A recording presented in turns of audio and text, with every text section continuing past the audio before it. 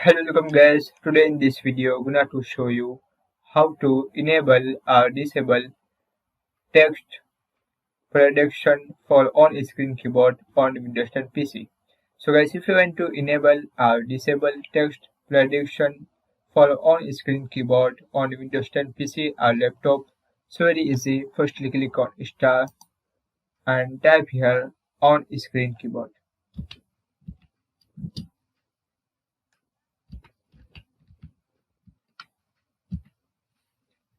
After click on on-screen keyboard,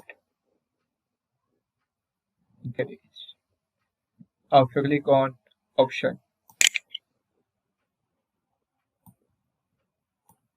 and if you want to disable text prediction, so uncheck this box. And guys, if you want to enable use text prediction, so check this box. After click on OK. That is. So guys, this is very simple and easy method if you want to enable or disable text prediction for on-screen keyboard on Windows 10 PC or laptop. Thank you for watching this video. Please subscribe my channel for latest update.